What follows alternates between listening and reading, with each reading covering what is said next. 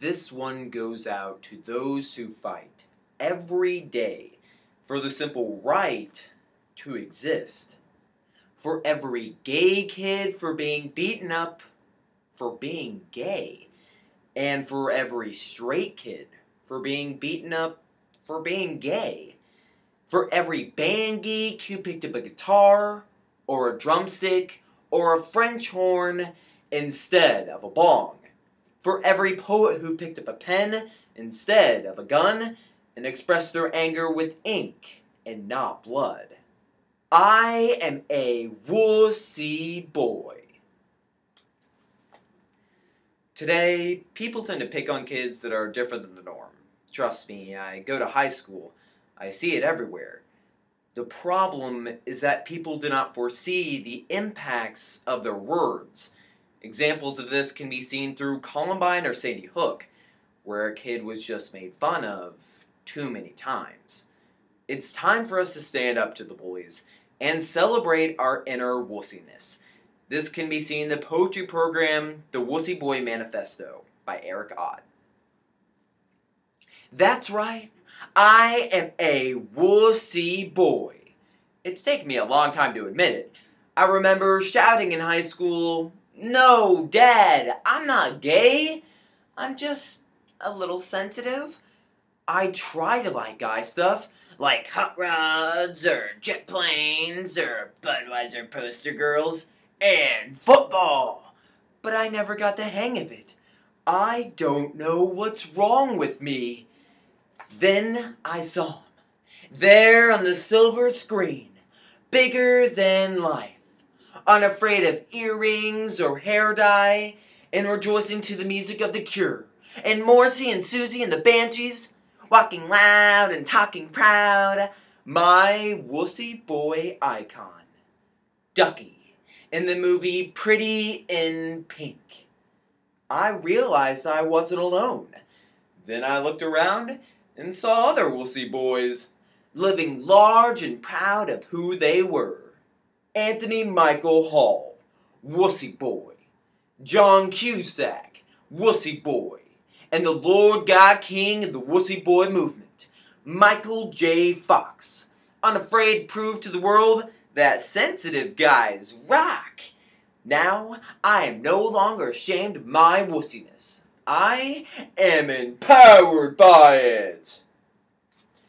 This one goes out to you, to those who refuse to be defined, who look at government forms as a challenge, who see the safe little boxes next to Caucasian and Asian, Black and Hispanic, and then make their own little box, labeled all of the above, who scratch out the boxes entirely and then write their own name in large capital letters, who when forced to choose between male and female write instead, see attached 27-page document detailing why my gender and sexuality will never fit within the confines of your stupid little boxes. When I pull up to a stoplight and some redneck testosterone frat jerkwad pulls up beside me, vroom, vroom, cranking his Trans Am stereo with power chord anthems, na na na na na na na na na na na na na, I will no longer avert my gaze. Oh no! I will just crank all 12 watts of my car stereo and rock out to his face. Do do do do do do do do do do do do do do. I am human and need to be loved, just like everybody else does. I am wussy boy. Hear me roar. Meow. Bar fight? You think you can take me? Why? Just because I like poetry better than Sports Illustrated? Well, allow me to caution you. For I am not your average, everyday, run-of-the-mill wussy boy you used to be up in high school, punk. I am wuss.